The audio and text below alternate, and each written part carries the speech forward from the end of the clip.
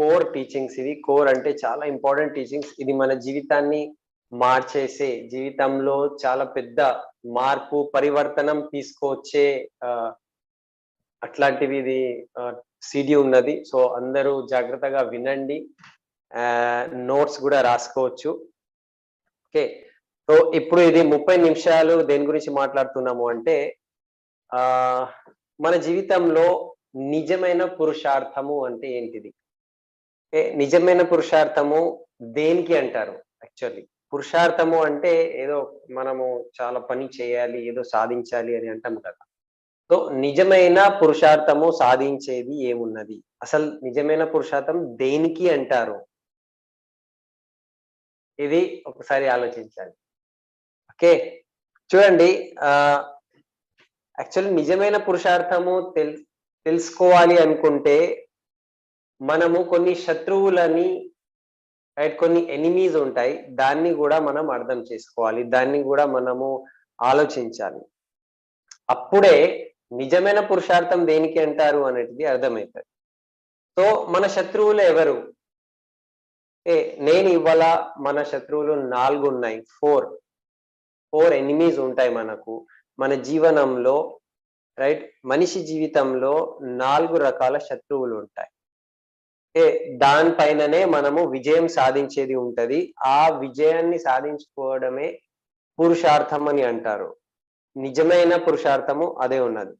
కానీ ఆ శత్రువులు ఎవరు మనకు తెలియదు. మనం ఏమనుకుంటాము, శత్రువులు అంటే బయట ఎవరో ఉన్నారు, ఆ వ్యక్తి ఉన్నాడు అని శత్రువులు అని అనుకుంటా ఉంటాము. కానీ అది కాదు ఇక్కడ. ఈ శత్రువులు అనేటిది నిజమైన శత్రువులు. అండ్ దానిపైన మనము విజయం సాధించుకోవాలి. అది ఎక్కడ ఉంటాయి అంటే మన లోపలే ఉంటాయి. అవి అంటే మన అంతరంగంలో ఉన్న శత్రువులే. అది దాని గురించి నేను మాట్లాడుతున్నా. మన లోపల ఉన్న మన ఆంతరిక శత్రువుల గురించి మాట్లాడుతున్నా. ఆ శత్రువుల పైన మనము విజయము సాధించుకుంటేనే, ఆ విజయం ఎట్లా సాధించాలి? ఆ విజయం సాధించుకోవడానికి పురుషార్థం అంటారు. అదే నేను చెప్తున్నా. సో మన లోపల ఇంటర్నల్ ఎనిమీస్ అంటారు. మన లోపల అయితే ఏవైతే శత్రువులు ఉన్నాయి దానిపైన మనం కంట్రోల్ పెట్టుకోవాలి. నియంత్రణ చేసుకుంటేనే మనము నిజమైన విజయం అనేది సాధించుకోవచ్చు. సో ఈ నియంత్రణ, ఇది కంట్రోల్ మనం ఎట్లా చేసుకోవాలి అది అర్థం చేసుకుందాము. ఓకే. పెద్దగా చెప్పడం కన్నా షార్ట్ లో ఏం చెప్తాను అంటే, ప్రపంచంలో ఏ ధర్మము, ఏ మతము, రైట్, ఏ దర్శనము, ఏ ఫిలాసఫీ ఏదైనా కావచ్చు. అది హిందూయిజం కావచ్చు, బౌద్ధిజం, ఇస్లాం కావచ్చు, క్రిస్టియానిటీ కావచ్చు, ఓకే, జైన్ ధర్మం కావచ్చు. ఎవరైనా మీరు అనుకోండి, ఎక్కడైనా క్రోధము, ఓకే, కోపం వస్తుంది అనుకో, దానికి మంచిది అని అనుకుంటారా? నో.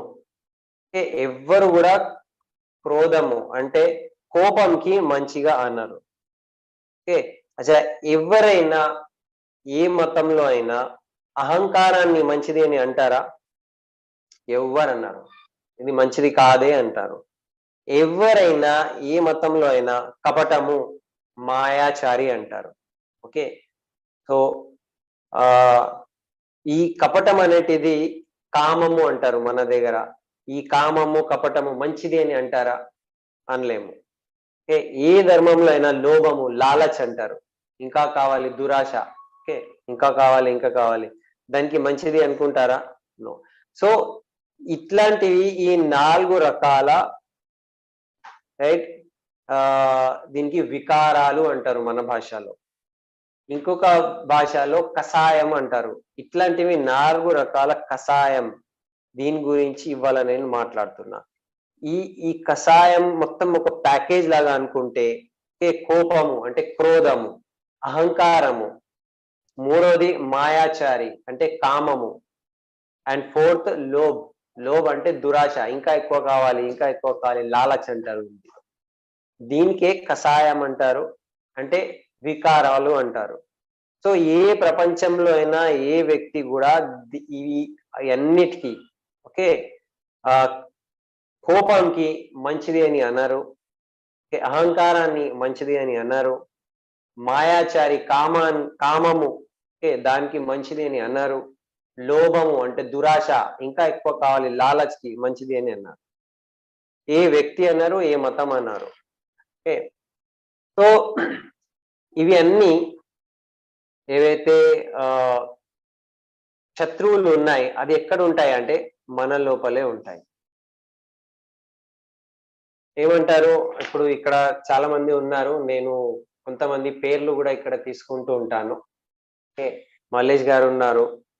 మల్లేష్ గారు ఏమనుకుంటారు, ఇవి అన్నీ ఏవైతే ఎనిమీస్ అంటే శత్రువులు ఉన్నాయి, ఓకే, ఇది ఇది బయట కాదు, ఇది మన లోపలే ఉంటాయట. ఈ 4 రకాల కషాయాలు, వికారము, దీని గురించే మనం ఇక్కడ నేర్చుకునేది ఉన్నది. ఓకే. సో కన్సాలిడేటెడ్ పాయింట్ అన్నిటికీ కలిపి మనము ఇప్పుడు మాట్లాడుకుందాం. ఓకేనా? శ్రీనివాస్ గారు ఉన్నారు, సలీం గారు ఉన్నారు. కొంతమంది పేర్లు నేను ఇక్కడ తీసుకునేది ఉంటది. ఓకే. సో ఇప్పుడు ఎవరైనా ఏ వ్యక్తి దీనికి మంచిది అని అనుకుంటారు? ఓకే. ఇప్పుడు చూడండి, ఈ ఈ అన్ని 4 రకాలు ఏవైతే ఉంటాయి కదా, యాక్చువల్లీ ఇది అందరి లోపల ఉంటాయట. ఇది మంచిది కాదు అందరికీ తెలుసు. ఓకే. కానీ మంచిది కాదు తెలిసిన తర్వాత కూడా అందరి లోపల ఈ 4 రకాల శత్రువులు ఉంటాయి. ఖచ్చితంగా ఉంటాయి. క్రోధం ఉండొచ్చు, అహంకారం రావచ్చు, ఓకే, కామం రావచ్చు, గ్రీడ్ అంటే దురాశ, ఇంకా ఎక్కువ కావాలి, లాలచ్ అంటారు హిందీలో, అది కూడా లోపల రావచ్చు. ఇప్పుడు ఒక ఎగ్జాంపుల్ తీసుకోండి. ఇవి అన్ని లోపల ఉన్న ఇంటర్నల్ ఎనిమీస్. ఓకే. ఇప్పుడు ఒక ఎగ్జాంపుల్ ఏమున్నదంటే, రేపు అనుకోండి డియుసిడీస్ యొక్క పెద్ద రికగ్నిషన్ ఇక్కడ జరుగుతున్నది. ఓకే. ఎంత పెద్ద రికగ్నిషన్ అంటే మనము అక్కడ చూసాము, 10,000 మంది ముందు వాళ్ళకు సన్మానం చేస్తారు, అందరూ చప్పట్లు కొడతారు. ఓకే. ఫుల్ ఎక్సైట్మెంట్ ఉంటది. అందరూ ఓ గ్రేట్ గ్రేట్ గ్రేట్, చాలా గొప్ప వ్యక్తి, చాలా గొప్ప వ్యక్తి అని అంటారు. సో ఈ ఈ అనే క్రమంలో, ఓకే, ఇంత పెద్ద సన్మానం జరుగుతున్నది, నువ్వు చాలా గ్రేట్ వ్యక్తి అని అనుకునే టైంలో నార్మల్లీ, ఓకే, ఒక వ్యక్తికి అహంకారం రావచ్చు. నాకు ఎంతమంది సన్మానం చేస్తున్నారు, ఎంతమంది నాకు చప్పట్లు కొడుతున్నారు, ఏ గ్రేట్ వ్యక్తి అని అంటున్నారు. సో నార్మల్ గా ఏ వ్యక్తికైనా అహంకారం రావచ్చు కదా చారి గారు. ఓకే. సో కానీ ఇక్కడ పరిస్థితి ఏముంటుంది అంటే, అహంకారం రావచ్చు, ఎందుకంటే అహంకారం వచ్చేటట్టు విన్నింగ్ టీం వాళ్ళు అంత పరిస్థితి కూడా తయారు చేసిండ్రు. ఓ ఛత్రి పట్టుకొని రికగ్నిషన్ చేయాలి, అందరి ముందు నుంచి సాంగ్ పాడుకుంటూ ఇంతమంది లోపల నువ్వు గొప్పవి అని చూపెట్టాలి. సో ఇక్కడ వివేక్ గారు ఉన్నారు, గులాబ్ గారు, సలీం గారు, శ్రీనివాస్, ఓకే, కుల్కర్ణి సార్, పురుషోత్తం దాసు, ఎవరికైనా ఇట్లాంటివి రికగ్నిషన్ జరిగితే, నార్మల్లీ ఇంత గొప్పగా రికగ్నిషన్ జరిగితే అహంకారం రావచ్చు. ఓకే. కానీ వీళ్ళందరికీ ఒక్కవేళ అహంకారం తగిలిందనుకోండి, కొంచెమైనా అహంకారం రావడం స్టార్ట్ అయిందనుకోండి, అదే సమయం నుంచి డౌన్ ఫాల్ కూడా స్టార్ట్ అవుతుంది. అదే సమయం నుంచి ఆ సక్సెస్ అనేటిది ఫెయిల్యూర్ వైపు రావచ్చు. ఓకే. అండ్ ఇది వచ్చింది అంటే ఇక కథమే. ఇక అహంకారం వచ్చింది అంటే లైఫ్ అనేటిది కథమే అనుకోండి. ఈ ప్రపంచంలో అంత పెద్దగా మనం సాధించుకుంటే కూడా, ఓకే, అహంకారం వస్తే ఏమవుతుందంటే, నేను గొప్పది, ఎదురున్న వ్యక్తి బేకార్, నేను మీద ఉన్నాను, అందరూ కింద ఉన్నారు, ఈ భావన రావడం అనేటిది స్టార్ట్ అవుతుంది. అండ్ అదే సమయంలో దానికి ఈగో, అహంకారం అంటారు, డౌన్ ఫాల్ స్టార్ట్ అవుతుంది. సో ఇక్కడ ఏమంటున్నారంటే, ఎంత పెద్ద ఎదిగితే కూడా, ఎంత సక్సెస్ సాధిస్తే కూడా మనం ఎట్లా ఉండాలి అంటే, రైట్, హంబుల్నెస్ తో ఉండాలి. హంబుల్నెస్ అంటే ఏంటిది? వినమ్రతతోనే ఉండాలి. ఈగో అనేటిది మనము తీసేయాలి. సో దీనికి మనము ఒక వేరే రకంగా చూస్తే, ఒక చెట్టు ఉన్నది అనుకోండి. నా వాయిస్ క్లియర్ ఉంది కదా మల్లేష్ గారు? వాయిస్ క్లియర్ ఉంది భయ్యా, కానీ వీడియో స్టాప్ అయింది. Okay, right. సో ఒక చెట్టు ఉన్నది అనుకోండి, చెట్టు మీద ఎక్కువ ఫ్రూట్స్ వచ్చినాయి అనుకోండి, ఓకే, ఎక్కువ పండ్లు వస్తే ఆ చెట్టు ఎట్లా ఉండాలి అంటే వంగి ఉంటది. అంటే ఎంత పెద్ద సక్సెస్ ఉంటే కూడా మనము ఎంత హంబుల్ ఉండాలి, ఇది ఇక్కడ మనకు నేర్చుకునే పాయింట్ ఉన్నది అనుకోండి. అంటే ఇక్కడ పాయింట్ ఏమున్నదంటే, సార్ వీడియో ఓకే, నేను ఇది తీసేసి వాయిస్ భయ్యా మీ వాయిస్ క్లియర్ ఉంది, వీడియో రావట్లేదు, వీడియో స్టాప్ అయింది అంతే. అచ్చా, వీడియో స్టాప్ అయింది, వాయిస్ సూపర్ ఉంది, ఇంత ముందు పెట్టిందే కంటిన్యూ చేయండి. రైట్, ఇప్పుడు రైట్. సో ఇక్కడ ఏం చెప్తున్నారంటే అహంకారం రావద్దు, మనము నిరహంకారంగా, రైట్, వంగి అంటే హంబుల్నెస్ తో ఉండాలి. చూడండి, మీరు ఎవరు చింత చేయకండి, మన డియూసిడీలో ఎవరైతే ఉన్నారు, మన క్రౌన్స్ ఉన్నారు, రైట్, మన డైమండ్స్ ఉన్నారు, యూసిడీస్ ఉన్నారు, వాళ్లకు విన్నింగ్ టీమ్ లో ఎట్లాంటివి ట్రైనింగ్స్ టీచింగ్స్ ఉంటాయంటే ముందు నుంచే వాళ్ళకు ఎట్లా తయారు చేస్తున్నామంటే అహంకారం వాళ్ళ జోలికి రావద్దు, అహంకారం వాళ్ళ వైపు రావద్దు, అట్లాంటివి టీచింగ్సే ఇక్కడ ఇస్తున్నాము. ఓకే, సో ఇప్పుడు ఈ అహంకారము లేకపోతే క్రోధము లేకపోతే కామము మాయాచారి అంటారు. అంటే ఒక స్త్రీ పట్ల మనం చూసే మన దృష్టి అనేటిది, అండ్ లోభము, ఇంకా కావాలి ఇంకా కావాలి, ఇవి అన్ని 4 రకాల ఆంతరిక శత్రువులు ఎప్పుడైతే మన లోపల ఉంటాయి, ఓకే, దాన్ని మనం సైడ్ కి చేసి మనం హంబుల్ కావాలి. ఇప్పుడు ఇక్కడ ఒక ఎగ్జాంపుల్ ఉన్నది, ఒక ఎలుక ఉన్నది అనుకోండి, ఓకే, అహంకారం వస్తే ఎట్లా ఉంటది దానికి ఒక ఎగ్జాంపుల్. ఎలుక ఉన్నది అనుకోండి, ఎలుకకి ఏదో ఒక చిన్నది ఒక దొరికింది, ఒక పెద్ద షాప్ ఉంటది కదా, కిరాణా షాప్ ఉన్నది అనుకోండి, కిరాణా షాప్ లో పెద్దకు ఎలుక ర్యాట్ కి చిన్నగా ఒక పసుపు పీస్ దొరికింది. చిన్నగా ఒక పీస్ దొరికితే నేనే ఈ ఈ స్టోర్ కి యజమాని నేనే, ఇక మొత్తం నాదే అని అనుకుంటారు కదా ఒక ఎలుక. అట్లా ఒక వ్యక్తికి అహంకారం ఉంటే అట్లా పరిస్థితి అవుతుంది అని చెప్తున్నారు. అంటే కొద్దిగా మనకు దొరికితే మొత్తం నాదే, నేనే దీనికి ఓనర్ అని అనుకుంటాము, అట్లా కానే కాదు. ఓకే, ప్రపంచంలో ఎంతమందికైనా గొప్ప గొప్ప వాళ్ళకు ఎప్పుడైతే అహంకారం వచ్చింది వాళ్ళందరూ ఈ మట్టిలో కలిసిపోయినారట. ఓకే, ఇప్పుడు పురాణాల్లో, రామాయణంలో, మహాభారతంలో ఇదే మనం నేర్చుకున్నాము. నువ్వు ఎంత పెద్ద అహంకారం పెట్టుకుంటే కూడా, రైట్, ఇక్కడ మిగిలేది ఏం లేదు, నువ్వు లాస్ట్ లో నువ్వు మట్టిలోనే కలిసిపోతావని చెప్తున్నారు. సో ఎట్టి పరిస్థితిలో కూడా, ఎంత విపరీతమైన పరిస్థితి ఉంటే కూడా, ఓకే, మనము ఈ అహంకారంతో మనకు మనం కాపాడుకోవాలి. సెకండ్ పాయింట్ ఉన్నది క్రోధము. క్రోధం ఎందుకు వస్తుంది? నేను ఎప్పుడైతే ఏవైతే అనుకుంటాను అది జరగలేదనుకోండి, ఓకే, నేను అనుకున్నాను ఇట్లా ఇట్లా కావాలి, అట్లా జరగలేదనుకోండి, మనకు కోపం వస్తుంది. ఓకే, సో ఇప్పుడు కోపం వస్తే లాస్ ఎవరిది? ఒక్కొక్కసారి ఆలోచించాలి. ఎవరికైనా కోపం వచ్చిందనుకోండి, లాస్ ఎవరిది? వ్యక్తికే, మనకే లాస్ అవుతుంది. ఎవరికైతే కోపం వస్తుంది అతనికే లాస్ అవుతుంది. సో ఇవి అన్ని ఎక్స్టర్నల్, ఇది బయట శత్రువులు కావు, ఇవన్నీ మన లోపల ఉన్న శత్రువులే. సో ఇప్పుడు నాకు ఒక సందర్భంలో కోపం వచ్చింది. ఓకే, ఎందుకు కోపం వచ్చింది అంటే నేను ఇట్లా కావాలి అని అనుకున్నా, కానీ అట్లా జరగలేదు, నాకు సడన్లీ భయంకరంగా కోపం వచ్చింది. ఇప్పుడు ఒక ఎగ్జాంపుల్ తీసుకుందాము. మీటింగ్ ఉన్నది, మొన్ననే మనం మీటింగ్స్ చేశాము, లేకపోతే ఎఫ్ఐ ఉంది. సో భోజనము మంచిగా ఉండాలి అని అనుకున్నాము, డబ్బులు ఇచ్చినాం కదా, భోజనం బాగుండాలి. ఇప్పుడు భోజనం బాగుండాలని అనుకున్నాము, కానీ భోజనం బాగాలేదు. అక్కడ భోజనం బాగాలేకపోతే ఇక ఫుల్ కోపం వచ్చింది. ఓకే, సో ఇది మంచిదా? ఆ కోపం రావడంతో ఎవరికి లాస్ అవుతుంది? ఇప్పుడు నేను అనుకుంటాను, ఇప్పుడు అక్కడ ముందు సీట్స్ రైట్, క్రౌన్స్ గురించి ఉన్నది, యూసిడి డియూసిడి గురించి ఉన్నది, రిజర్వ్ సీట్స్ అది. నేను ఆ సీట్ లో పోయి కూర్చున్నా.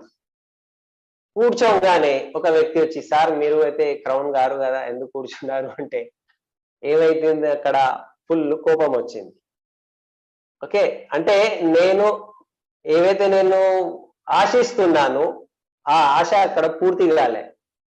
ఆ ఆశ పూర్తి కాకపోతే నాకు ఫుల్ కోపం వచ్చింది. కానీ అది తప్పు అని అనుకోవట్లేదు. ఇప్పుడు ఆ చైర్ ఉన్నది క్రౌన్స్ అండ్ అబోవ్ గురించి. మీరు క్రౌన్ గారు కానీ మీరు కూర్చున్నారు, మీరైతే క్రౌన్ గారు కానీ క్రౌన్ సీట్ లో కూర్చున్నారు అక్కడ. సో తప్పు ఎవరిది? తప్పు మీదే. కానీ ఆ తప్పు గురించి మీకు తెలియదు, మీరు ఆ తప్పు గురించి ఆలోచిస్తలేరు. నాకు కుర్చీనిలే, నాకు కుర్చీ ఇవ్వలే, నాకు సీట్ ఇవ్వలే అని ఆ కోపంలోనే ఉండిపోతున్నారు. సో మనం ఏవైతే కోరుకుంటున్నామో ఒకసారి అది అనుకోవాలి, అది కరెక్టా, రైట్, అది మంచిదా లేకపోతే అది రాంగా, అది మంచిది కాదు. ఎప్పుడైతే ఇది మనం అనుకుంటామో అప్పుడే మనకు కోపం అనేది తగ్గిపోతుంది. కానీ అది తప్పు, అది మంచిదా లేదా అనేది మనం మర్చిపోయి సీదా మనము రైట్ కోపం చేసేస్తున్నాము. సో ఈ కోపం చేస్తే ఏమైతుంది, లాస్ మనకే వస్తుంది. ఓకే, ఇప్పుడు ఇద్దరు ఉన్నారు, మీరు ఇక్కడ ఎందుకు కూర్చున్నారు, మీరైతే క్రౌన్ కారు కదా అని ఒక వ్యక్తి అడిగినప్పుడు కోపం వచ్చింది. కోపం వచ్చిన తర్వాత మీరు ఏదో అనేస్తారు. మీరు ఏదో అనేసిన తర్వాత ఆ ఆ ఎవరైతే అక్కడ వ్యవస్థలో ఉన్న వ్యక్తి ఉంటారు అతను కూడా ఏదో అనేస్తాడు. అతను కూడా ఏదో అనేసిన తర్వాత మళ్ళీ మీరు కూడా ఏదో అనేస్తారు. అక్కడ కొట్లాట స్టార్ట్ అవుతుంది. కొట్లాట స్టార్ట్ అయితే ఇక ఇద్దరికి కోపం వస్తుంది. ఇద్దరికి కోపం వస్తే ఇక అతను మీరు పట్టుకుంటారు, షర్ట్లు చింపేస్తారు. షర్ట్లు చింపేసి ఓకే కొట్టుకుంటారు. కొట్టుకున్న తర్వాత లాస్ట్ కి ఏమైతుంది చెప్పండి? కళ్ళు ఎర్ర ఎర్రగా చేసుకొని బూతులు తిడతారు. ఇదంతా పరిస్థితి అక్కడ మనం చూస్తాము. సో ఈ మొత్తం ప్రాసెస్ లో ఏది రైట్ ఉన్నది, ఏది రాంగ్ ఉన్నది ఇద్దరు మర్చిపోయారు. ఇద్దరికి కోపం వచ్చేసింది. సో ఇక్కడ పాయింట్ ఏమున్నదంటే నేనేవైతే ఆలోచిస్తున్నాను, ఓకే, నేనేవైతే ఆలోచిస్తున్నానో అది జరగలేదు, అందు గురించి కోపం వచ్చింది. కానీ నువ్వు ఏదైనా ఆలోచిస్తే అదే జరగాల? అసలు నువ్వు ఎవరు? ఓకే, ఏమంటారు మల్లేష్ గారు ఇక్కడ? సో నువ్వు ఏమనుకుంటే అదే జరగాల? అసలు నువ్వెవరు భయ్? ఇక్కడ అర్థం చేసుకునే పాయింట్ ఏమున్నదంటే చాలా మంది ఏమేమో అనుకుంటారు. ఇప్పుడు వర్షం వస్తుంది, వర్షం ఎందుకు బా, ఇంత వర్షం వస్తుంది, వద్దు వర్షం రావద్దు. ఒక వ్యక్తి వర్షం రావద్దు అంటాడు, ఒక వ్యక్తి వర్షం కావాలి అని అంటాడు.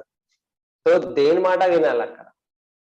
ఓకే, కానీ ఇక్కడ అనుకోండి, ఇప్పుడు వర్షం వచ్చింది అనుకో, ఒక వ్యక్తికి కోపం వస్తుంది, ఊకే వర్షం వస్తుంది అని. చాలా ఎండ వస్తుంది అనుకోండి, ఆయన అంటావు ఎండ వచ్చింది, అతని కోపం వస్తుంది.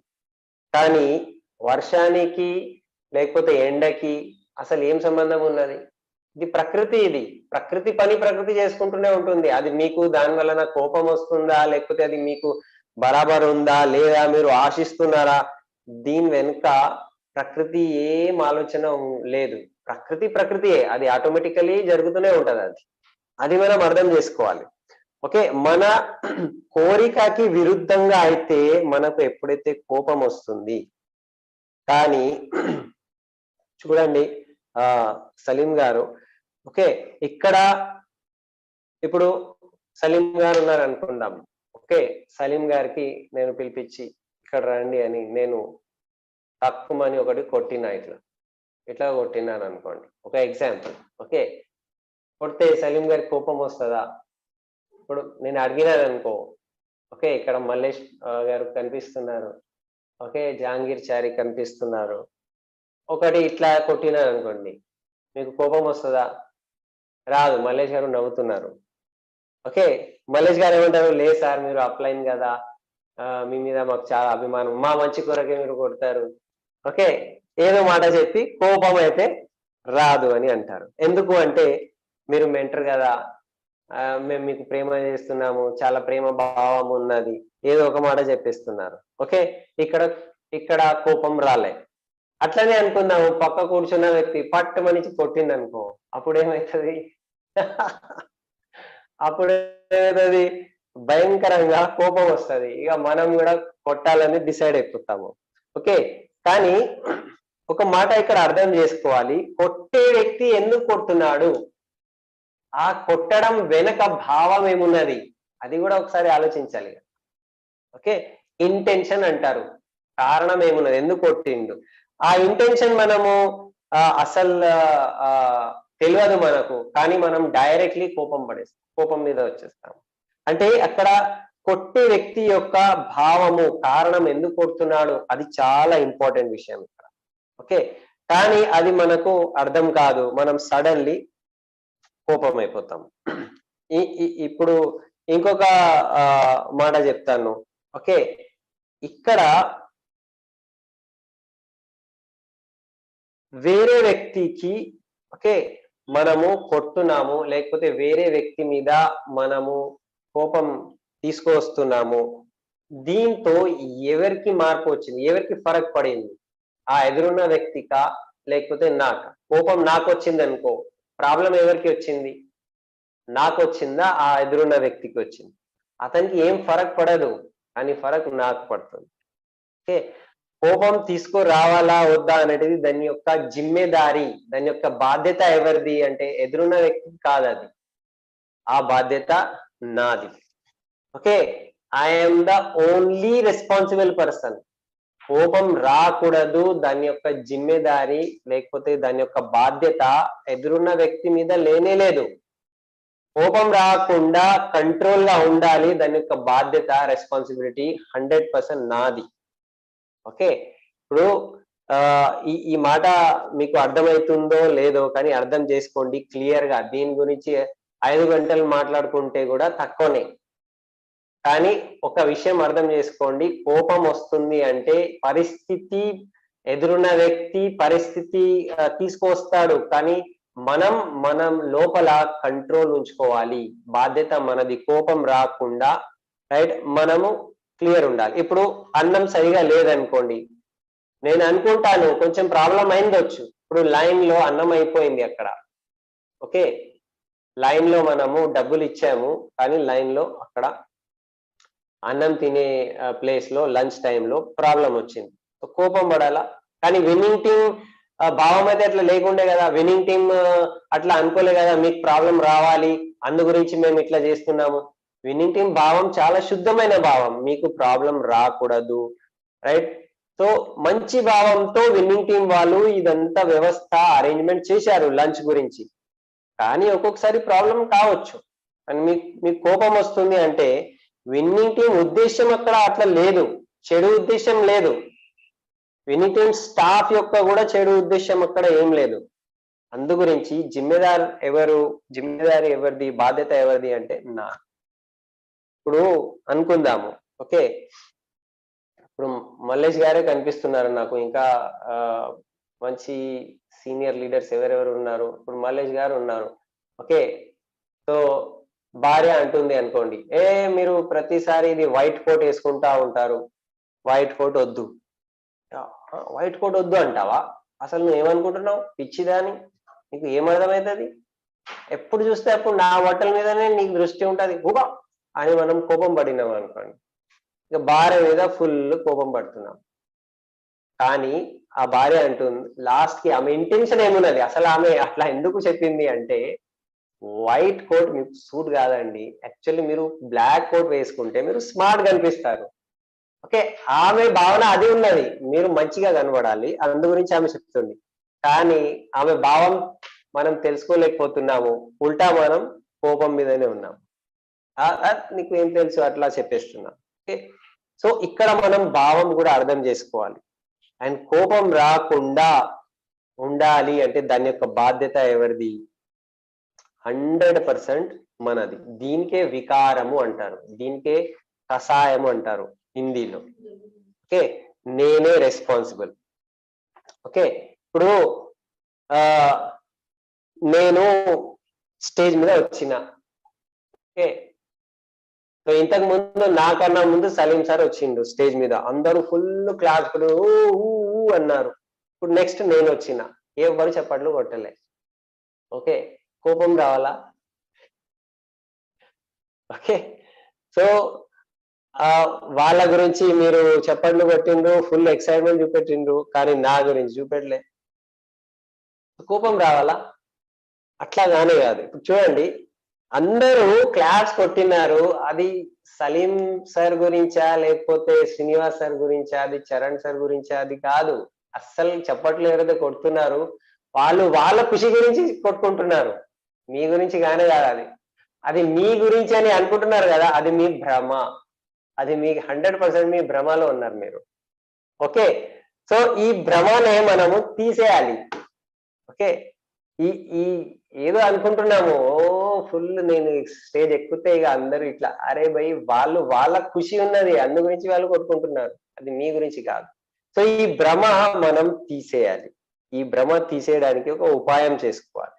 ఓకే, సో ఏం ఉపాయం ఉన్నది అంటే, ఏదైనా పరిస్థితిలో ఎదురున్న వ్యక్తి కానే కాదు బాధ్యత నాది, కోపం రాకుండా ఉండాలి.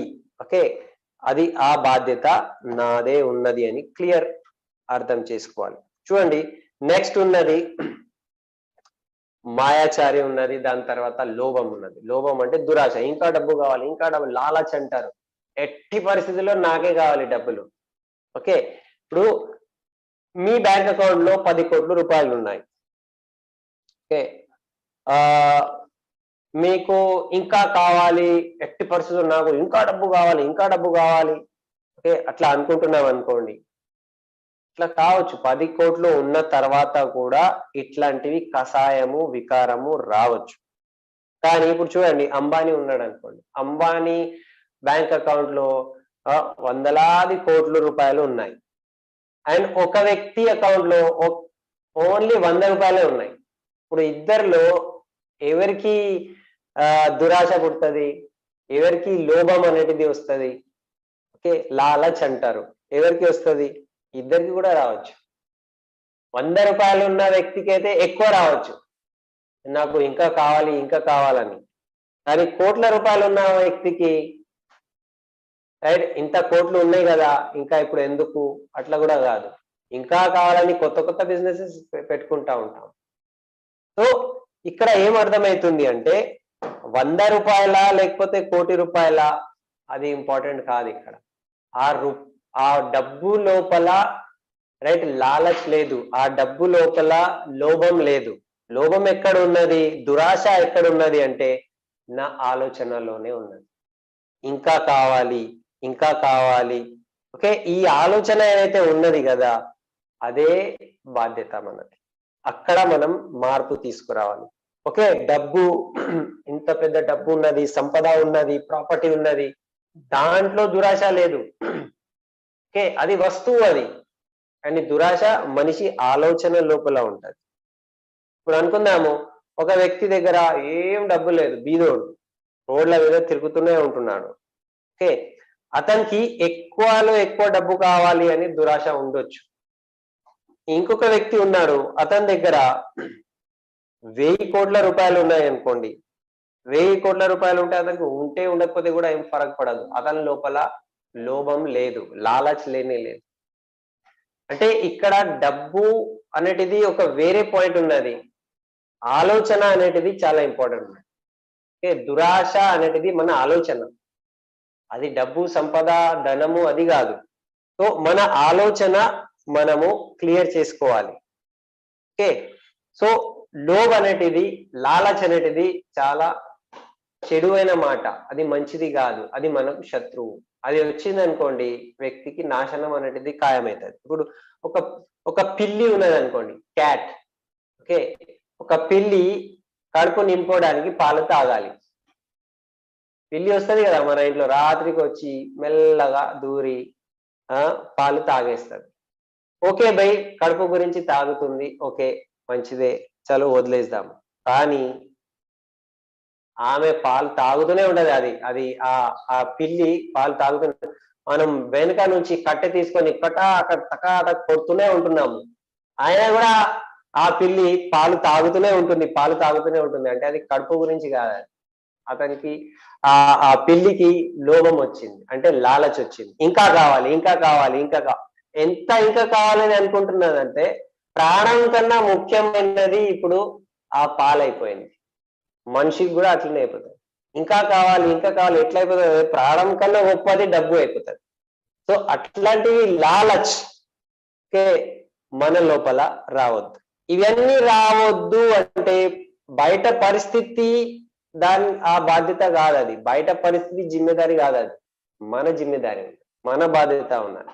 ఎందుకు అంటే ఇది ఆంతరికంగా ఉన్న శత్రువులు, అందు గురించి దీనికి కంట్రోల్ చేసుకోవడానికి బాధ్యత నాది. ఇప్పుడు మనము దోషం ఎవరికి ఇస్తాము అంటే, అరే నా పరిస్థితి బాగాలేదు భయ్, అందు గురించి నాకు కోపం వచ్చింది, అందు గురించి నాకు ఇట్లా ఉన్నది. అరే బయట పరిస్థితి, లేకపోతే ఆ వ్యక్తి ఇట్లా ఉన్నాడు, ఆ వ్యక్తి అట్లా చెప్పిండు, అందు గురించి నాకు ఇట్లా జరిగింది. బయట పరిస్థితి లేకపోతే వేరే వ్యక్తి మీద మనం రైట్ జిమ్మెదారి పెట్టేస్తే కాదు, జిమ్మెదారి మనది. దోషం వాళ్ళది కాదు, దోషం మనది. ఓకే, సో దీని గురించి ఇంకా డీటెయిల్ గా ఎప్పుడైతే డైమండ్స్ అన్న మీటింగ్ ఉంటది కదా, దాని లోపల నేను మాట్లాడతాను. ఓకే, సో ఇక్కడ అర్థం చేసుకునే మాట ఒకటే ఉన్నది. చూడండి, రాత్రి ఉన్నది, రాత్రి మీరు ప్లాన్లు చెప్పుకొని మీటింగ్లు చేసుకొని చాలా దూరం 100 కిలోమీటర్ దూరం వెళ్ళి వస్తున్నారు. ఓకే, రాత్రి 2 గంటలు అయింది, 12 గంటలు అయిపోయింది, 1 గంట 2 o'clock అయింది రాత్రికి.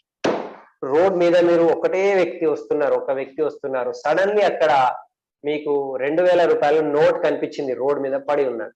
ఎవరు చూస్తలేరు, ఎవరు లేరు అక్కడ, మీరే ఉన్నారు. ఇప్పుడు మీరు ఆగాలి. మీరు ఆగిన తర్వాత మీరు ఏం చేస్తారు చెప్పండి? మల్లేష్ గారు ఉన్నారు, చారి గారు ఉన్నారు, సలీం భయ్య ఉన్నారు. ఏం చేయాలి? ఓకే, ఇప్పుడు చాలా మంది అంటారు, పెట్టుకో జేబులో, ఏమున్నది, ఎవరు చూస్తున్నారు, మనమే కదా. ఓకే, ఏమంటారు? కానీ ఇంకొక వ్యక్తి అంటారు, వదిలేసేయి, ఎందుకు, ఇన్ భావం కా ఫల్ క్యా హోగా. ఓకే, ఎస్పీ బాల్ సాబ్ సిడి విన్నారు ఆయన.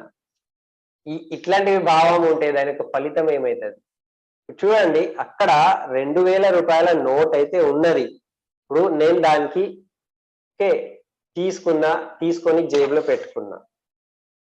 ఓకే, ఇది పెట్టుకోవడం అనేటిది ఇదే లోభం, లాలచ్ అంటారు. ఈ లాలచ్ మన లోపల వచ్చింది, లోభం అంటారు, అంటే దురాశ వచ్చింది. దీనికి దొంగతనం కూడా అంటారు. ఆ దొంగతనం ఎట్లా అంటారు? ఎవరు చూడలే కదా, ఎవరికి కనిపించకుండా మనం దోచుకుంటాం కదా, అప్పుడు దొంగతనం అంటారు. ఇక్కడైతే ఎవరు లేరు కదా, నేను తీసుకున్నా, అది దొంగతనం ఎట్లా అవుతుంది అంటే ఎవరైనా ఉంటే నువ్వు నిజాయితీగా ఉంటావు అన్నమాట. 10 మందికి చూపెట్టుకోవడానికి నువ్వు నిజాయితీగా ఉన్నావు, దొంగతనం చేస్తలేవు. కానీ నీ లోపల అయితే దొంగతనం అనేది విచారం అయితే ఉన్నది కదా. అంటే నీ మంచితనము వేరే 10 మందికి చూపెట్టుకోవడానికి, నీ గురించి కాదా అది? ఎందుకు అర్థం అది ఉన్నది అంటే 10 మంది ఉన్నారు, అందు గురించి నేను దొంగతనం చేస్తలేము. హలో, ఇది మంచిది కాదు, ఇది దురాశ ఉన్నది. దీనికే లాలచ్ అంటారు. సో ఎవరు చూస్తలేరు కదా, ఏం ఫరక్ పడుతుంది అంటే, అరే నువ్వైతే చూసుకుంటున్నావు కదా, నీకు నువ్వే చూసుకుంటున్నావు కదా, అది చాలా ఇంపార్టెంట్. ఓకే, ఎవరు లేరు, భగవంతుడైతే చూస్తున్నారు కదా మీద. ఓకే, 10 మంది చూస్తలేరు, కానీ నీకు నువ్వే చూసుకుంటున్నావు, అండ్ మీద భగవంతుడు నీకు చూస్తున్నాడు. ఈ భయం లేదా నీకు? అంటే నీ యొక్క మంచితనము వేరే వాళ్ళు ఉంటేనే ఉంటది, నీ గురించి నీ మంచితనం ఉండదా? అది ఇంపార్టెంట్ పాయింట్, ఇక్కడ అర్థం చేసుకోవాలి. ఓకే, అంటే నీ ఇమాన్దారీ ఏదైతే ఉన్నది, నీ నీతి నిజాయితీ వేరే వాళ్ళకు చూపెట్టుకోవడానికి అయిపోయింది. ఈ 2000 నోటు దొరికింది కదా, యాప్ పెట్టుకో, ఏమవుతుంది అని అనుకుంటున్నాం. సో ఇప్పుడు నేను ఒక క్వశ్చన్ అడుగుతున్నా, ఈ 2000 నోట్, ఈ 2000 డబ్బు అంటే ఏవైతే దొరికింది, అది పెట్టుకోవడం పురుషార్థమా లేకపోతే వదిలేయడం పురుషార్థమా? ఏది గొప్ప పని ఉన్నది? ఓకే, సో మల్లేష్ గారు అంటున్నారు వదిలేయాలి. ఓకే, వదిలేయాలి. అంటే పురుషార్థం అంటే ఏమున్నది? యాక్చువల్లీ పురుషార్థం అంటే చేయాలి, ఏదో కష్టపడాలి, పని చేయాలి, దానికే పురుషార్థం అంటారు. కానీ ఇక్కడ మీరేమంటున్నారు? ఏదో కర్మం చేస్తేనే పురుషార్థం. కానీ ఇక్కడ మల్లేష్ గారు అంటున్నారు వదిలేస్తే పురుషార్థం అంటున్నారు. కానీ అది కరెక్ట్. అది వదిలేయడంలోనే పురుషార్థం ఉన్నది. అది చాలా కరెక్ట్, వెరీ గుడ్. అది ఓకే. రాత్రి సమయం ఉన్నది, చాలా చీకటి ఉన్నది. ఓకే, సో నేను వదిలేస్తున్నా. ఓకే, ఈ మాట మీకు అర్థమైపోయింది. ఇది అర్థమైందంటే మీరు మీ ఆంతరిక శత్రువు పైన మీరు విజయం సాధించినారు. లోపల ఉన్న ఏదైతే శత్రువు ఉన్నది, అది దురాశ, ఆ శత్రువు లోభము, లాలచ్ అంటారు. ఆ శత్రువు పైన మీకు విజయం వచ్చింది. ఓకే, ఈ విజయం ప్రాప్తించడమే నిజమైన పురుషార్థం.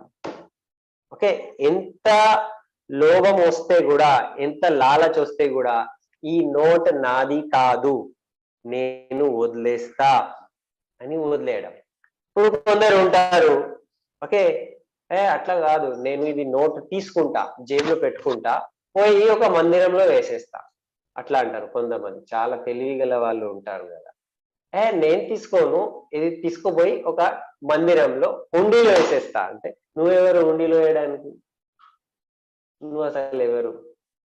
ఓకే, అది ఎక్కడ పడి ఉండదు అక్కడే ఉండనివ్వండి. ఒకవేళ పెట్టుకొని జేబులో హుండీలో వేయడానికి వెళ్ళే టైంలో ఒక బీదోడు బిచ్చమడిగాడు, నాకు డబ్బు ఇవ్వండి, నా దగ్గర డబ్బు లేదు అంటే మనం అనుకుంటాము పాపం బీదోడు కదా, అతనికి ఇచ్చేద్దాము అంటారు. ఓకే, కానీ అదే టైంలో మన లోపల ఇంకొక మాట వస్తుంది, అతని బీదోడు ఏంటిది, మనం కూడా ఆ లెవెల్లోనే ఉన్నాము, మనకు డబ్బు అవసరం లేదా, పెట్టుకుందాం చలో పెట్టు అంటే విచారం మనకు ఎక్కడి నుంచి ఎక్కడ తీసుకుపోతుంది మనకే తెలియదు. సో ఇట్లాంటి పరిస్థితిలో ఈ ఎనిమి, ఓకే, ఎనిమి అంటే ఏంటిది, ఈ శత్రువు మన లోపలే కూర్చొని ఉంటాడు. ఆ శత్రువు పైన మనం విజయం సాధించేది ఉన్నది. సో మన మెయిన్ ఫండమెంటల్ పాయింట్ ఏమున్నది అంటే, మన శత్రువు మన పైన విజయం సాధించొద్దు, మనము ఆ శత్రువు పైన విజయం సాధించాలి. శత్రువు బయట కాదు, మన లోపలే ఉన్నది. ఇప్పుడు రాత్రి సమయం ఉన్నది, ఓకే, సేమ్ అదే సిచ్యువేషన్. మన ఇంటికి ఒక వ్యక్తి వచ్చి బెల్ కొట్టిండు, టక్ టక్ టక్ టక్ కొట్టిండు. ఎవరు అంటే, చూడు నా దగ్గర బంగారం ఉన్నది, బంగారం విలువ 1,00,000 ఉన్నది, కానీ నేను మీకు 20,000కి ఇచ్చేయడానికి తయారున్నాను. ఓకే, తలుపులు ఓపెన్ చేయి, ఇది తీసుకో, జల్దీ చేయి, నా వెనుక పోలీసు ఉన్నది, ఇట్లా చెప్పినారు అనుకోండి. ఓకే, బయట బజార్ మార్కెట్ విలువ దీనికి లక్షల్లో ఉన్నది, నీకు 20,000కి ఇచ్చేస్తాను, కానీ జల్దీ ఓపెన్ చేయి, పోలీసు ఉన్నది నా వెనుక అంటే, ఇప్పుడు చెప్పండి మల్లేష్ గారు ఏం చేయాలి? ఏం చేస్తాము? ఓకే, ఏం చెప్తాం తెలుసా మన వాళ్ళు, నువ్వు పో, ఇక్కడ నుంచి పోలీసు వాళ్ళు వచ్చి నాకు పట్టుకుంటే అట్లా అంటాము. ఓకే, ఇప్పుడు చాలా తెలివి ఉన్నది మన దగ్గర. అంటే మన నిజాయితీ అనేది పోలీసు వాళ్ళు ఉన్నారు అందు గురించి నిజాయితీ ఉన్నదా? ఓకే, అట్లా కాదు, ఇది మంచి పని కానే కాదు. ఓకే, అంతర్గత ఏవైతే శత్రువు ఉన్నది, బాలు గారు థ్యాంక్ యూ. అంతర్గత శత్రువులు మన లోపలే ఏవైతే ఉంటాయి, చూడండి, నీకు బంగారం ఇవ్వాలి అనుకుంటే ఒక బిల్ తీసుకోరా, ఒక ఇన్వాయిస్ తీసుకోరా, నేను కరెక్ట్ గా ఆ ఇన్వాయిస్ తీసుకొని, ఆ బిల్ తీసుకొని డబ్బులు ఇచ్చి నేను కొనుక్కుంటా. ఇదేంటిది? ఓకే, మార్కెట్ రేట్ ఇట్లా ఉన్నది, నీకు తక్కువలో ఇచ్చేస్తా, పోలీసులు నా వెనుక ఉన్నారు, వద్దు, ఇది నిజాయితీ పని కానే కాదు అని మనము వద్దు అని చెప్పాలి. లే పోలీసు వాళ్ళు వస్తారు, నాకు పట్టుకుంటారు, అందు గురించి నేను తీసుకుంటలేను అంటే అది నిజాయితీ కాదు. ఇప్పుడు మన వాళ్ళు ఉంటారు, హెల్మెట్ బైక్ మీద ఇట్లా పెట్టుకొని వెళ్తూ ఉంటారు. ఓకే, సడన్లీ అక్కడ నుంచి ఒక పోలీసు వ్యక్తి కనిపించినాడు, ట్రాఫిక్ పోలీస్, దాన్ని మళ్ళీ వేసుకుంటారు. ఓకే, ఎందుకు వేసుకుంటారు అంటే అతను ఆపుతాడు, ఆపి ఫైన్ వేస్తాడు, 200, 300 ఫైన్ వేస్తాడు. కానీ అక్కడ ఫండమెంటల్ ఏమున్నది, ఈ వ్యక్తికి తన నిజ జీవితం ప్రాణం కన్నా ఎక్కువ 200 రూపాయలు అయిపోయాయి. అరే హెల్మెట్ ఎందుకు ఉన్నది? పోలీసు వాళ్ళు కనిపిస్తారు అందు గురించి హెల్మెట్ వేసుకోవాలా, లేకపోతే యాక్సిడెంట్ అయితే నీకు నీ ప్రాణాన్ని కాపాడుకోవడానికి అది హెల్మెట్ ఉన్నదా? అది మర్చిపోతాం. సో మన నిజాయితీ, హెల్మెట్ వేసుకోవడం అనేది పోలీసు వాళ్ళని చూసిన తర్వాతనే వస్తుంది, దాని గురించి కాదు. అది పోలీసు వాళ్ళు ఉంటే ఉండకపోతే కూడా నా ప్రాణాన్ని నేను రక్షించుకోవాలి, అందు గురించి మనం హెల్మెట్ వేసుకోవాలి. ఆ పోలీసు వాళ్ళు పట్టుకొని 200 చాలానే ఇస్తారు, దాని గురించి కానీ కాదు. అట్లా చేసుకున్నాం అనుకోండి జీవితం కథం అయిపోతుంది యాక్సిడెంట్. ఓకే, సో ఇది లోభం, ఇది లాలచ్. ఏం లాలచ్ ఉన్నది? ఆ 200 బచాయించుకోవాలి, ఆ 200 మిగిలించుకోవాలి, అందు గురించి మనం హెల్మెట్ వేసుకుంటున్నాం. అరే మన జీవితానికి 200 విలువ? ఇంతేనా మన నిజాయితీ? సో అట్లా కాదు. సో పోలీస్ చింత కాదు ఇక్కడ, నీ జీవితం చింత ఉన్నది. ఫండమెంటల్ పాయింట్ అది ఉన్నది. ఓకే, సో పురుషార్థం ఎక్కడున్నది అంటే ఇట్లాంటి సందర్భంలో కూడా మనము నిజాయితీ అనేటిది మనము నిలబెట్టుకోవాలి. ఓకే, సో ఇప్పుడు మన దగ్గర కొంతమంది చారీ వాళ్ళు ఉంటారు, వాళ్ళు గోల్డ్ బిజినెస్ చేస్తారు, అంటే జ్యువెలరీ తయారు చేస్తారు కదా, ఆ జ్యువెలరీ తయారు చేసే వాళ్ళు ఉన్నారు, మన టీంలో కూడా ఉన్నారు. ఓకే, సో గోల్డ్ స్మిత్ అంటారు. ఆ గోల్డ్ స్మిత్ వాళ్ళు తెలియకుండా కొంచెం కొంచెం బంగారం కట్ చేసుకుంటారు. ఎవరు చూస్తారు? ఎవరికి తెలుస్తుంది అది? ఓ, ఇది చాలా తెలివిగల పనియా. నేను ఎంత హుషారంటే ఆ బంగారం నగలు అట్లనే కనిపిస్తాయి, కానీ దానిలో కొంచెం నేను దోచుకుంటా. అంటే అది చాలా తెలివిగల పని కానే కాదు అది. ఆ శత్రువు, ఆంతరిక శత్రువు నీ మీద కూర్చున్నది అది అంతే. ఓకే, సో ఆంతరిక శత్రువు అంటే లాలచ్, ఆ లోభము, దురాశ అనేటిది. ఓకే, లోభము. సో భగవంతుడు అయితే చూస్తున్నాడు కదా, ఎవరు చూడటం లేదు, అని భగవంతుడు మిమ్మల్ని చూస్తున్నారు. ఇది చాలా జాగ్రత్తగా మనం ఉండాలి. సో ఈ అన్ని ఏవైతే శత్రువులు ఉన్నాయి, 4 రకాల శత్రువులు. ఇప్పుడు మనం ఇష్టం వచ్చినట్టు చాలా మంది అబద్ధం మాట్లాడిస్తారు, చాలా మంది అబద్ధం మాట్లాడిస్తారు. ఎందుకు అంటే ఎవరు లేరు కదా, ఎవరు చూస్తలేరు అబద్ధం. ఇప్పుడు మొబైల్ ఫోన్ వచ్చినప్పటి నుంచి చాలా మంది, ఆల్మోస్ట్ అందరూ అబద్ధం మాట్లాడతారు. ఎక్కడ ఉన్నావు అంటే, వస్తున్నా, దారిలో ఉన్నా. అరే ఇంట్లోనే ఉంటావు, ఇంకా తయారు కూడా కాలే. వస్తున్నా, దారిలో ఉన్నా అంటారు. ఓకే, అబద్ధం అయింది కదా ఇది. సడన్లీ ఆయన వచ్చి బెల్ కొడితే హీ అంటారు. అరే అబద్ధం చెప్పేసిన. సో కంట్రోల్ మనం మన పైన తీసుకోవాలి. కంట్రోల్ వేరే వాళ్ళ పైన కాదు, కంట్రోల్ మన పైన. సో నిజమైన పురుషార్థము అంటే అదే ఉన్నది. ఈ శత్రువుల పైన మనము విజయం సాధించాలి అంతే. ఓకే, ఇది మనము ఈ విజయాన్ని మనం సాధించలేకపోయినాం అనుకోండి. ఓకే, సో అప్పుడు లాస్ ఎవరిది? లాస్ మనది. సో మనం చెప్పాలి, పో ఇక్కడి నుంచి, నేను హింస చేయను, నేను అబద్ధం మాట్లాడను, నాకు క్రోధం రాదు, నాకు మాయాచారి లేదు, నాకు దురాశ లేదు. ఎందుకు అంటే నేను పురుషార్థం చేసుకుంటున్నా. ఇది క్లియర్లీ మనకు కావాలి. మనము ఇవాళ ఈ బిజినెస్ లో ఉన్నాము అంటే, రైట్, మనం ఒక గ్లాస్ హౌస్ లో ఉన్నాము, ఒక గాజు హౌస్ అంటారు, గాజు ఇంట్లో ఉన్నాము అంటే మనం ఏం చేస్తున్నామో అందరం చూస్తున్నారు. మనం మంచిగా మాట్లాడితే, మన ప్రవర్తన మంచిగా ఉంటే కూడా అందరికి అర్థమవుతుంది మనం అబద్ధం చెప్తున్నామా, లేకపోతే మనకు అహంకారం ఉన్నదా, అందరికి అది కనిపిస్తుంది. వేలాది మంది మీకు ఫాలో చేసే వాళ్ళు ఉన్నారు, మిమ్మల్ని రోల్ మోడల్ పెట్టుకున్న వాళ్ళు ఉన్నారు. సో ఇవి అన్ని పాప కర్మాలు మనము చేసుకోవద్దు, ఇవాళ నుంచి అది ఖతం చేయాలి. ఓకే, ఇట్లాంటివి సమాజం. ఓకే, అద్దాల ఇల్లులో మనం ఉన్నాము, అద్దాల ఇల్లు ఉన్నాము అంటే మనం ఏం చేస్తున్నాం అందరికీ అర్థమవుతుంది అది. ఇట్లాంటివి సమాజం మనం తయారు చేస్తున్నాము అంటే ఎక్కడైతే ఇవన్నీ 4 రకాల శత్రువులు ఉండకూడదు. ఇప్పుడు నేను అనుకుంటలేను ఈ పాపకర్మాలు, ఇప్పుడు చాలా మంది అనుకుంటారు, ఇప్పుడు డబ్బులు వస్తుంది కదా, క్రౌన్ అయిపోగానే 1,00,000 రూపాయలు అయితే వస్తుంది. ఓకే, దాని తర్వాత 2 లక్షలు 5 లక్షలు ఉంటది. నేను ఇట్లాంటి సమాజం తయారు కావద్దు అని అనుకుంటున్నా. రోజు రాత్రి డౌన్ లైన్ కి పిలిపించి, ఇక కూర్చో, ఇక బాటిల్ ఓపెన్ చేయి, ఇక నువ్వు ఒక పెగ్ వేసుకో, నేను ఒక పెగ్ వేసుకుంటా.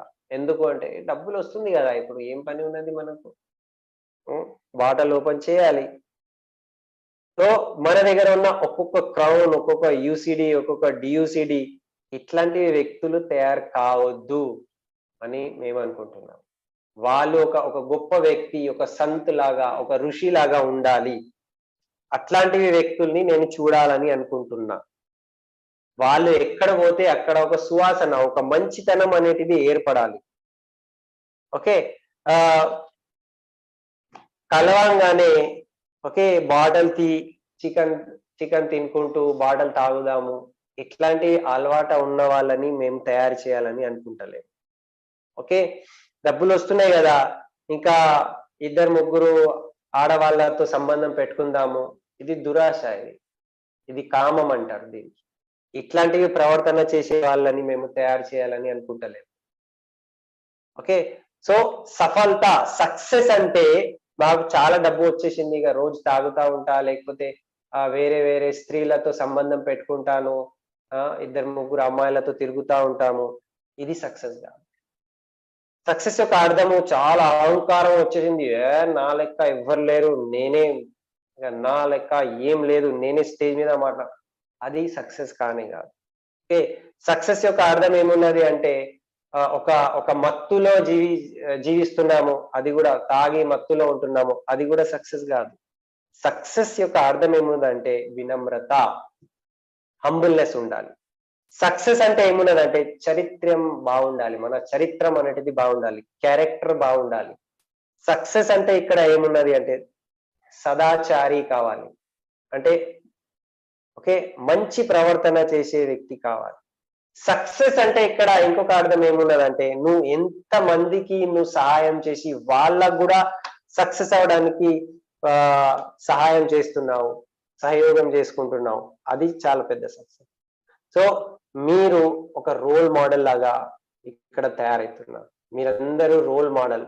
మీ మీ ఏమంటారు, మీ సద్భావన, మీ సదాచారమే ఇక్కడ వేలాది మందికి, లక్షలాది మందికి మీరు ఒక మోడల్ లాగా ఉన్నారు, మీకు ఫాలో చేసే వాళ్ళు ఉన్నారు. సో మీరు అట్లాంటి వ్యక్తి తయారు కావాలి అని మేము అనుకుంటున్నాం విన్నింగ్ టీం ద్వారా. ఇక్కడ ఓన్లీ డబ్బు విషయం కానే కాదు. ఓకే. విన్నింగ్ టీం చాలా స్ట్రిక్ట్ ఉన్నది. విన్నింగ్ టీమ్ లో 9 కార్డినల్ రూల్స్ ఉన్నాయి, చాలా స్ట్రిక్ట్. అది ఇది ఫాలో చేయాల్సిందే. ఈ 9 కార్డినల్ రూల్స్ మీరు ఫాలో చేసుకుంటలేరు అనుకోండి, వెస్టీజ్ వాళ్ళు మీకు తీసేస్తారా నాకు తెలియదు, కానీ ఇది నిజము. నేను చాలా వినమ్రతతో మీకు రైట్ చేతులు జోడించుకుంటూ చెప్తున్నాను, ఇది చాలా నిజమైన మాట. మిమ్మల్ని మేము ఉంచాము, మిమ్మల్ని మేము విన్నింగ్ టీం నుంచి తీసేస్తాము అంతే. వెస్టీజ్ వాళ్ళు తీసేస్తారా నాకు తెలియదు, ఎందుకంటే మేము ఒక మంచి సమాజము, ఒక సదాచరణ, ఒక మంచి ఆచరణ చేసే ఒక సమాజం మేము తయారు చేయాలని అనుకుంటున్నాం. ఈ సమాజం ఎట్లా ఉంటది, ఇక్కడ విన్నింగ్ టీం ఎట్లా ఉంటది అంటే రాత్రి 2 గంటలు కూడా మహిళలు వస్తే వాళ్ళు సురక్షితంగా అనుభవించాలి. లేడీస్ అరే ఇది నా ఇల్లు లాగా ఉన్నది, అట్లా వాళ్ళు అనుభవించుకోవాలి. ఓకే. అట్లాంటివి సమాజం మనం ఇక్కడ తయారు చేస్తున్నాము. ఏ సమాజం అంటే ఎక్కడైతే ఏమి లేని వ్యక్తికి కూడా గౌరవం దొరకాలి, అప్లిఫ్ట్మెంట్, నువ్వు చేయగలుగుతావు, నీలో ఆ సత్తా ఉన్నది, నీలో అట్లాంటివి బలం ఉన్నది, నువ్వు చేయగలుగుతావు, ఇట్లాంటివి అతనికి సపోర్ట్ ఇచ్చే వ్యక్తులు ఇక్కడ మనం తయారు చేయాలి అని అనుకుంటున్నాము. ఇట్లాంటి వాతావరణము, ఇట్లాంటి అట్మాస్ఫియర్ విన్నింగ్ టీమ్ లో రావాలి. ఓకే. ఇది ఓన్లీ బిజినెస్ కాదు. ఓకే. ఇది ఓన్లీ బిజినెస్ కాదు, ఇది ఒక అట్మాస్ఫియర్, ఇది ఒక సాంగత్యం, ఒక వాతావరణం మనం తయారు చేస్తున్నాము. ఈ వాతావరణంలో మీకు 1 లక్ష రూపాయలు, 2 లక్షలు, 5 లక్షలు, 10 లక్షలు, 20 లక్షలు, 50 లక్షలు రావచ్చు, మంచిదే. అది దాంతో పెద్ద ఫరక్ ఏం పడదు. ఏమైతుంది, లక్షల్లో ఇన్కమ్ ఉంటే ఏమవుతుంది, ఎక్కువలో ఎక్కువ 1 లక్ష 2 లక్షలు మీరు ఖర్చు చేస్తారు తినడానికి, బట్టల గురించి. మిగతా ఏం చేస్తారు, బ్యాంక్ బ్యాలెన్స్ లో పెట్టేస్తారు, బ్యాంక్ లో పెడతారు, లేకపోతే మీ లోపల అది తిజోరీలో పెట్టేస్తారు, లేకపోతే ఏం చేస్తారు, చాలా విలువగలమైన బట్టలు, నగలు కొనుక్కుంటా ఉంటారు. అది ఇంపార్టెంట్ కానే కాదు కదా. వ్యక్తికి కావాల్సినది మినిమం ఒక 1 to 2 lakhs, 1 లక్ష 2 లక్షలే ఎక్కువ అవసరం పడుతుంది, మిగతా అన్ని ఇన్వెస్ట్మెంట్ ప్లాన్ లో పోతాయి. ఓకే. సో ఇక్కడ మన ఆచరణ అనేటిది చాలా ఇంపార్టెంట్. మన ఆచరణని ఓకే మన ఆచరణని మనము ఇక్కడ మార్చుకోవాలి. మీ లోపల ఏవైతే విచారాలు ఉన్నాయి దానిపైన పని చేసే సమయం ఉన్నది. మన ఆలోచన విధానం పైన మనం పని చేయాలి. ఓకే, నేను మాటి మాటికి ప్రతిసారి నేను ఇదే చెప్తా ఉంటాను. మీ దగ్గర నైపుణ్యం ఉంటే, యోగ్యత ఉంటే, పని చేయడం అనేటిది మీ దగ్గర టాలెంట్ ఉంటే మీకు సక్సెస్ రావచ్చు. సాఫల్యం అనేటిది రావచ్చు. కానీ మీ దగ్గర క్యారెక్టర్ ఉంటే ఆ సక్సెస్ ని మీరు నిలబెట్టుకోగలుగుతారు. క్యారెక్టర్ లేదనుకో సక్సెస్ రావచ్చు ఒకసారి, కానీ ఆ సక్సెస్ లాంగ్ టర్మ్ వరకు నిలబెట్టుకోవాలి అనుకుంటే మన దగ్గర చారిత్రం ఉండాలి, చరిత్ర బలం ఉండాలి, క్యారెక్టర్ ఉండాలి. లేకపోతే మెల్లగా మళ్ళీ ఫెయిల్యూర్ అయిపోతాం, దిగజారిపోతాము. రైట్? అంత సక్సెస్ మీదికి పోయిన తర్వాత కూడా డమ్ముమని కింద పడిపోతాము. ఎందుకు అంటే టాలెంట్, యోగ్యత అనేటిది ఎప్పుడైనా రావచ్చు. ఓకే, ఇవాళ నాకు మాట్లాడడం రాదు, ఇవాళ నాకు ప్లాన్ చెప్పడం రాదు, ఇవన్నీ యోగ్యత, ఇది ఎప్పుడైనా నేర్చుకోవచ్చు. కానీ నీతి నిజాయితీ అనేటిది క్యారెక్టర్, ఇది ఎప్పటికీ ఉండాలి.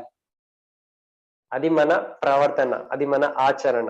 ఓకే, సో అది లేదనుకోండి, ఎంత గొప్ప సక్సెస్ వస్తే కూడా ఒక రోజు మనము ఫెయిల్ అయిపోతాము.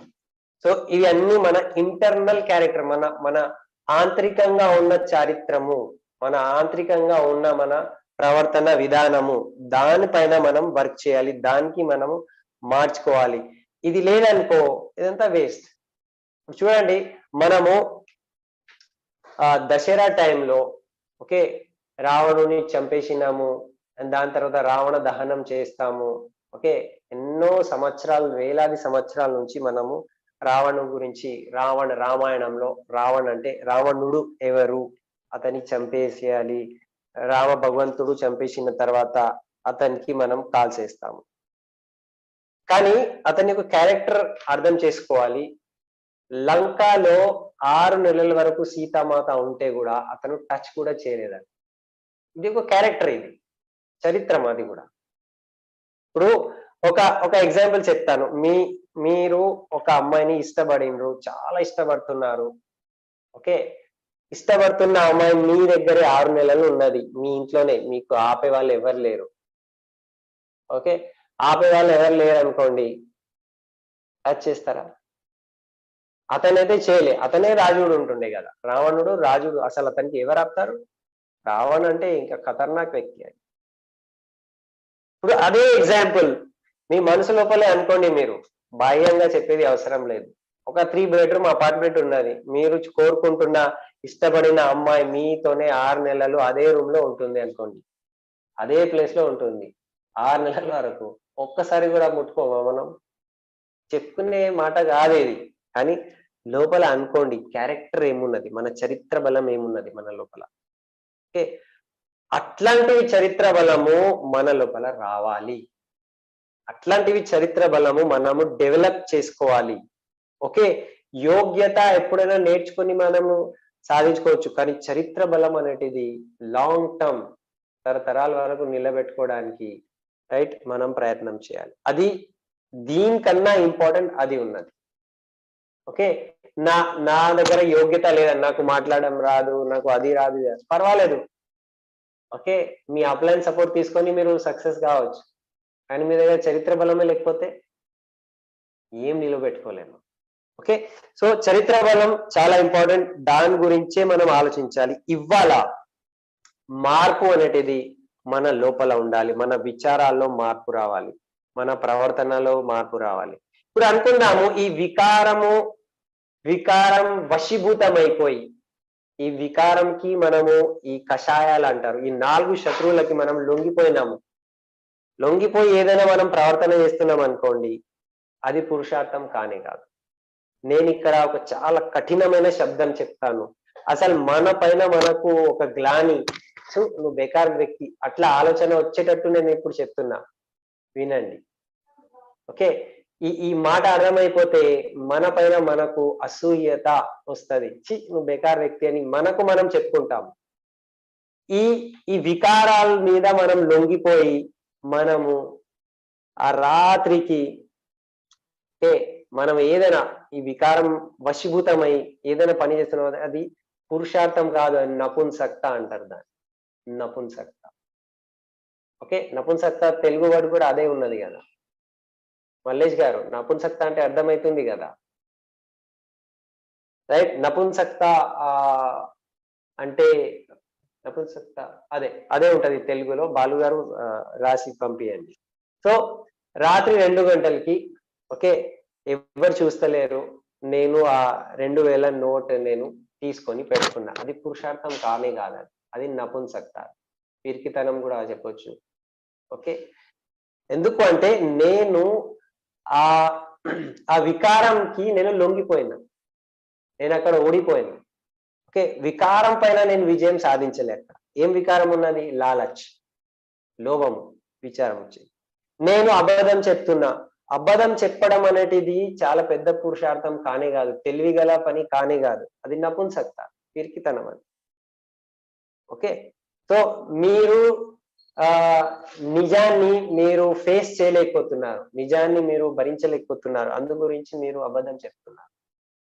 సో అది మీ దగ్గర ఉన్న అది తక్కువ. ఏమున్నదంటే మీరు వికారానికి మీరు లొంగిపోయారు, మీరు దొంగతనం చేసుకుంటున్నారు, మీకు అహంకారం వస్తుంది, రైట్? నేనే గొప్పది అని అనుకుంటున్నారు. ఇవి అన్ని పురుషార్థం కానే కాదు, ఇవి అన్ని నపుంసక్త, పిరికితనం ఇవి అన్ని. ఓకే, సో నాకు ఎప్పుడైతే చాలా ఖుషి ఉంటది, ఎప్పుడు ఖుషి ఉంటది అంటే ఒక్కొక్కసారి నాకు ఫోన్లు వస్తాయి.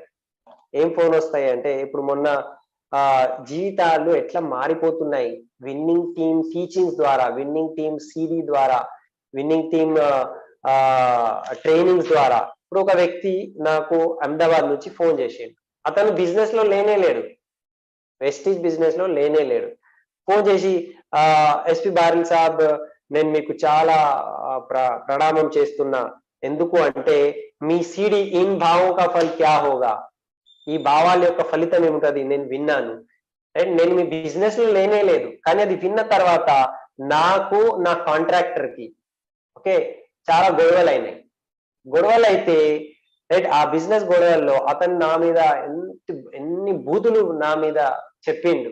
ఆ బూతులు చెప్పిన తర్వాత నాకు కూడా కోపం వచ్చి నేను కూడా రిటర్న్ లో బూతులు తిట్టాలి అని వచ్చే టైంకే నాకు మీ సిడి గుర్తుకొచ్చింది. ఈ భావం కఫల్ క్యా హోగా, నేను వదిలేసిన, ఏం తిట్టలే, నవ్వుకుంటూ అక్కడి నుంచి వెళ్ళిపోయినా. ఇది మార్పు చూడండి, ఇంత మార్పు వచ్చింది ఆ వ్యక్తి లోపల. అతను బిజినెస్ లో లేడు కానీ మార్పు వచ్చింది. మన దగ్గర ఇప్పుడు బీహార్ నుంచి పురుషోత్తం కుమార్ గారు ఉన్నారు. అతను ఈ బిజినెస్ లో రాకముందు అతను చాలా గొడవ చేసే మనిషి, గుండాలాగా ఉంటుండే అతను. కానీ అతను 10 సార్లు నాకు ఫోన్ చేసి చెప్తా ఉంటారు, సార్ నా జీవితం మొత్తం టోటల్లీ మారిపోయింది. ఎందుకు మారిపోయింది అంటే మీ సీడీల ద్వారా. ఎస్పి బారిల్ సార్ ఇన్ భావో కా ఫల్ క్యా హోగా, కణ్ కణ్కి స్వతంత్రత, ఇట్లాంటివి సీడీలు నేను విన్న తర్వాత నా లోపల, మా భార్య మొత్తం ఫ్యామిలీలో మాకు మార్పు వచ్చేసింది. ఎప్పుడైనా నాకు కోపం వచ్చింది అనుకోండి, కోపం వచ్చే టైంకి మీ సిడి నాకు గుర్తు వస్తుంది. ఎవరైనా ఏదైనా చెప్తే ప్రతి వ్యక్తికి స్వాతంత్రం ఎందుకు పెట్టాలని నేను ఉద్దేశిస్తున్నా. ఇన్ భావో కా ఫల్ క్యా హోగా అంటే మనము ఇట్లాంటివి సమాజాన్ని మనం నిర్మాణం చేసుకుంటున్నాం ఇక్కడ. ఒక కొత్త సమాజము, ఒక కొత్త ఆలోచన సరళి మనం ఇక్కడ తయారు చేస్తున్నాం. చాలా మంది నాకు ఫోన్ చేసి ఎస్పి బాల్ సార్, నేను నాన్ వెజ్ మానేసినాను, నేను ఎప్పుడైతే చికెన్ కట్ చేసి తింటాను నాకు మీ సిడి గుర్తొచ్చింది, ఇన్ క్యా హోగా, నేను మానేసిన అంటారు. నేను మానేసేయని నేను ఎవరికి ఎప్పుడు చెప్పలే, వాళ్ళు మానుకున్నారు, వాళ్ళు రైట్ నాన్ వెజ్ మానేసినారు. ఎందుకు అంటే ఈ విచారం ద్వారా. సో విచారంలో అంత పవర్ ఉన్నది. ఇన్ భావో కా ఫల్ క్యా హోగా. Okay, so as a head of the family, మీ ఈ winning team head of the family లాగా, మీకు అన్నలాగా చెప్పే బాధ్యత నాది ఉన్నది. ఏది మంచిది కాదు, ఎట్లాంటివి ప్రవర్తన మనం చేయాలి, ఎట్లాంటివి ఆచరణ మనం అందరి ముందు చేయాలి, సదాచారం అంటే ఏంటిది, క్యారెక్టర్ అంటే ఏంటిది, చరిత్రం అంటే ఏంటిది, అది మీకు నేర్పించే బాధ్యత మీ అన్నలాగా నాకు ఉన్నది. అందు గురించి నేను చెప్తున్నా. మీరందరూ ఒక మహాన్ వ్యక్తి, ఒక సంతుల్లాగా, ఒక ఋషుల్లాగా ఉండాలి, అదే నా కోరిక ఉన్నది, అదే నేను చూడాలని అనుకుంటున్నా. ఎందుకంటే రాబోయే కాలంలో మొత్తం ఇండియా మిమ్మల్ని ఫాలో చేయబోతుంది. ఇండియాని కాదు, మొత్తం ప్రపంచం విన్నింగ్ టీమ్ కి ఫాలో చేయబోతుంది. సో మీ వెనుక ఇంతమంది ఉంటారు, మీ మీ సద్ప్రవర్తన ఎట్లా ఉండాలి, మీ ఆచరణ ఎట్లా ఉండాలి మీరు ఆలోచించాలి. నా ఒక కోరిక ఉన్నది. ఏం కోరిక ఉన్నదంటే ఇది కోరిక 100% ఫుల్ఫిల్ అవుతుంది 5 సంవత్సరాల లోపలే. ఏం కోరిక అంటే ఎప్పుడైతే పెళ్లి సంబంధం వస్తుంది కదా, పెళ్లి సంబంధం వచ్చినప్పుడు ఆ అమ్మాయి వాళ్ళ ఆ నాన్న అడుగుతారు, రైట్, అబ్బాయి ఏం చేస్తాడు, మొత్తం బయోడేటా ఉంటది కదా, ఏం చదువుకున్నాడు, ఏం జాబ్ చేస్తున్నాడు. అక్కడ ఒక లైన్ ఉంటది, అసోసియేటెడ్ విత్ విన్నింగ్ టీమ్, నేను విన్నింగ్ టీమ్ తో పని చేస్తున్నా. కథం, అది అది ఒక వ్యక్తి చదివినాడు అనుకో, అతను డిసైడ్ చేసేస్తాడు విన్నింగ్ టీమ్ లో ఉన్నాడు కదా, ఓకే, మంచి డ్రీమర్ ఉంటారు. విన్నింగ్ టీమ్ అంటే మంచి డ్రీమర్ ఉంటాడు, ఫైనాన్షియల్లీ కూడా బాగానే ఉంటాడు, లక్షలు సంపాదన అక్కడ నేర్పిస్తారు కదా. కానీ అహంకారం ఉండదు ఇతని దగ్గర. ఓకే, సదాచారం చేసుకుంటా ఉంటాడు. ఇంకొక విషయం ఉంటది, ఓకే, చెడు పనులు ఏమి ఉండదు, సదాచారి ఉంటారు, క్యారెక్టర్ బాగుంటది ఇతనిది, అమ్మాయిని ఇచ్చేద్దాం డిసైడ్ చేస్తాం. సో ఇట్లాంటి సమయం రాబోతుంది. నేను విన్నింగ్ టీమ్ తో అసోసియేటెడ్ ఉన్నాను అని మీ బయోడేటాలో రాసేస్తే పెళ్లి సంబంధం ఈజీగా, ఎందుకంటే నువ్వు ఏ జాతికి చెందినవి, నువ్వు ఏ కాండాల్లో పుట్టినావు, ఓకే, నీ కులం ఏమున్నది, అవన్నీ ఏం చూడం, నీ నీ విన్నింగ్ టీం కదా, నువ్వు గొప్ప కులంలోనే ఉన్నావు, సరే నీకు అమ్మాయి ఇచ్చేస్తానని అంటారు. ఇట్లాంటివి సిచ్యువేషన్ రాబోతుంది. ఎందుకు అంటే విన్నింగ్ టీమ్ లో ఉన్న వాళ్ళకు ఫైనాన్షియల్లీ కూడా బాగానే ఉంటారు, ఓకే, వినమ్రతతో ఉంటారు, అహంకారం ఏముండదు, అండ్ చెడు అలవాటులు ఏముండదు, లోభం ఏముండదు, కోపం రాదు, ఓకే. సో ఇట్లాంటివి మాయాచారి చేయలేము, ఏ అమ్మాయిలతో తిరగరు. సో ఇట్లాంటి రోల్ మోడల్ ఉంటాడు అండ్ అతని వెనుక ఇట్లాంటివి మెంటర్స్ ఉంటారు అని ఎవరైనా అమ్మాయి ఇవ్వడానికి రెడీ ఉంటారు. సో మనం ఏం చేయాలి అంటే మనము ఈ పరిభాష అంటే సక్సెస్ యొక్క డెఫినేషన్ అంటారు, ఈ పరిభాషనే మనం మార్చేసిందాం. సక్సెస్ అంటే ఓన్లీ డబ్బు కానే కాదు, సక్సెస్ అంటే సద్ చారిత్రము, మన సద్ ప్రవర్తన. ఓకే, ఈ పరిభాష, ఈ మీనింగ్, దీని యొక్క అర్థమే మనం చేంజ్ చేసుకోవాలి. అందు గురించే మనము ఈ విన్నింగ్ టీమ్ లో ఉన్నాము. ఓకే, సో ఇక్కడ ఆ పోయం ఉన్నది కదా, అబ్ పరిభాష బదల్ని चाहिए, ఇప్పుడు ఈ మీనింగ్, ఈ మాట రైట్ మార్చుకోవాలి. ఇప్పుడు శవం కూడా లేచి నిలబడాలి. ఈ విచారాల ద్వారా శవం కూడా లేచి, చనిపోయిన శవం కూడా లేచి నిలబడాలి. అట్లాంటి పవర్ఫుల్ విచారం ఇక్కడ ఉన్నది. సో మన పోయం ఉన్నది, జాओ चुनौतियों से कह दो संभल ले जरा.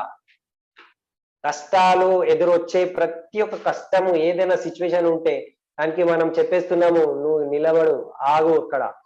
ఓకే, తుఫాన్ వస్తుంది అనుకో, తుఫాన్ ని కూడా నువ్వు ఆగు అక్కడ చెప్తున్నాము. సముద్రం ఉన్న నువ్వు ఎంతైనా ఏమంటారు, మీద కింద అయిపో, కానీ ఇప్పుడు ఆగు.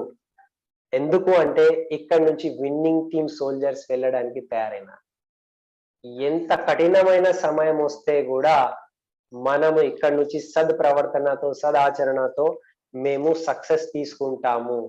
రైట్, ఇదే మన పోయం, ఇదే విన్నింగ్ టీమ్, అండ్ ఇదే మన లోపల ఉన్న 4 శత్రువుల్ని మనము విజయిస్తే మనం నిజమైన పురుషార్థం అనేటిది సాధించేది ఉంటది. సో ఇది బిజినెస్ కానే కాదు, ఇది డబ్బు విషయం కానే కాదు. బిజినెస్ తో పాటు మన ఆలోచన సరళి, మన ప్రవర్తన, మన ఆచరణ, మన క్యారెక్టర్ కూడా మనం నిలబెట్టుకోవాలి. ఇదే ఇవాళ మనం నేర్చుకున్నాము. సో ఈ సిడి ఇక్కడ ఎండ్ అవుతుంది. అందరికీ thank you, wish you wealth. SP బారి సాబ్ ఇంత గొప్ప విషయాలు మనకు నేర్పిస్తున్నారు. రైట్, మన జీవితం నిజంగా నిజంగా మన లైఫ్ ఇక్కడ 100% టోటల్ గా మారిపోతుంది. ఓకే.